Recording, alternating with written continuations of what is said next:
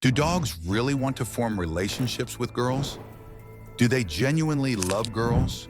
What does it mean when dogs kiss girls? And why do dogs only kiss girls? Let's dive into this mystery and clear up the misconceptions surrounding it. You know that moment when your dog starts licking you, maybe your hand or your face, and everyone around goes, "Aw, how sweet puppy kisses." Well, here's the thing. It's not always just love. Sure, it feels affectionate, but licking in the dog world has layers. It's not just their way of saying, "I love you." It's also how they explore, communicate, calm themselves, and sometimes how they tell you something's not quite right. Most of us have grown up hearing common dog myths, like the idea that licking equals kissing, or that one human year is 7 dog years, or even that dogs see in black and white. The truth is far more interesting, and knowing it can change the way you understand your dog completely. When a dog licks you, they're gathering information.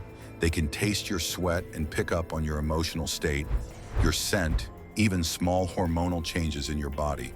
Their tongues act like a scanner, giving them clues about how you're feeling or whether something in your body is different than usual. Dogs are incredibly tuned into the humans they love, so licking is often a way to learn and connect. Not just a random habit, it's rooted in instinct too.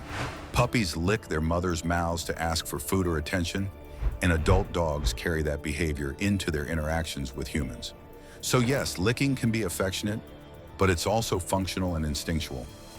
Licking also makes dogs feel better, literally. It releases endorphins in their brain, the feel-good chemicals that ease stress and make them feel calm and happy. That's why you might notice your dog licking more when they're anxious or nervous. It's like their version of biting nails or fidgeting, but if the licking becomes obsessive, if they're always licking their paws, the furniture, the floor, or a certain spot on your body, it could be a red flag. They might be trying to self-soothe because of deeper anxiety, pain, or even a medical issue. Some cases have shown dogs licking at spots on their owner's body that later turned out to be infected or injured. That's how sharp their instincts are. So it's not just about affection. Sometimes it's a quiet signal that something needs attention. Now here's where things get a little less cute. Dog saliva carries bacteria that might be harmless to them, but not always safe for you. One of those is capnocytophaga, a type of bacteria that lives in the mouths of healthy dogs, but can be dangerous for humans, especially people with weaker immune systems. If a dog licks an open wound, your eyes or your mouth, there's a chance you could develop a serious infection. While rare, these things do happen, and doctors often advise against letting dogs lick sensitive areas or fresh cuts. That doesn't mean you need to panic every time your dog licks your hand, but it's good to be aware. Hygiene is important, especially if you have kids, elderly people, or immunocompromised individuals in the house. Just wash up after those enthusiastic licks. And don't let your pup treat your face like a dinner plate. If your dog's licking is constant or focused on one area, it's worth looking into why. Some dogs develop compulsive licking behaviors when they're understimulated or anxious. Others might have allergies, dry skin, or even pain in their joints or stomach. If your dog is always licking the same paw or spot on the floor, it could mean they're uncomfortable and trying to cope. Mental boredom is another factor. If dogs aren't getting enough stimulation, they'll find ways to entertain themselves. And licking is an easy, soothing action. That's why it's essential to make sure your dog's getting not just physical activity, but also mental stimulation. Puzzle toys, sniff games, or even teaching new tricks can help shift their focus and reduce stress-based behaviors like excessive licking.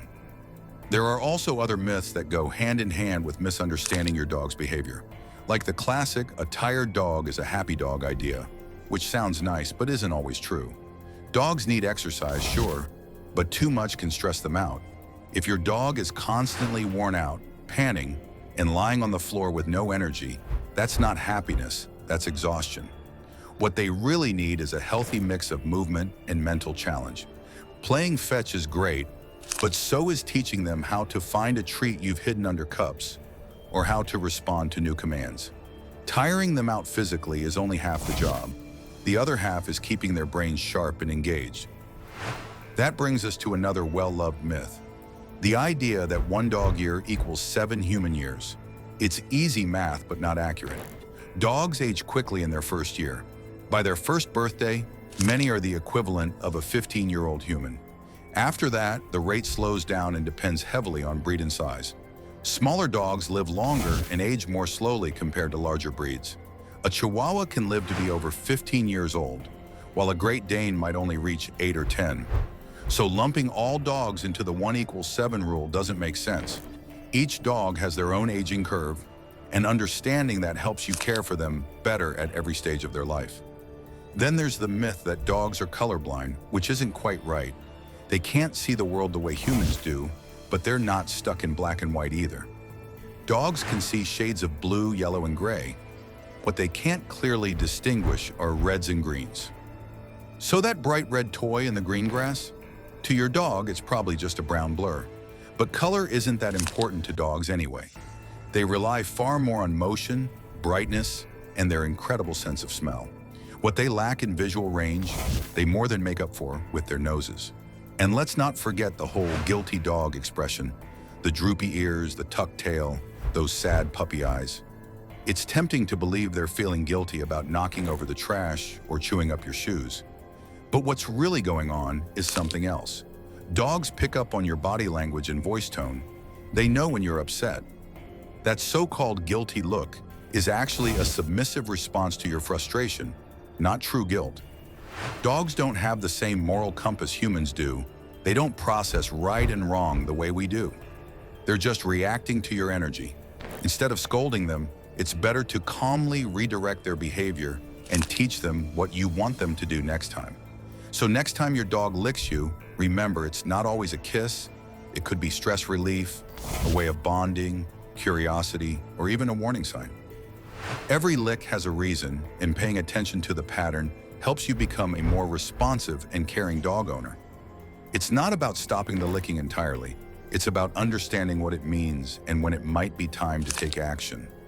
Your dog is always communicating, even without words, and their tongue just happens to be one of the ways they talk to you. Subscribe our channel Pause TV to enjoy more such videos.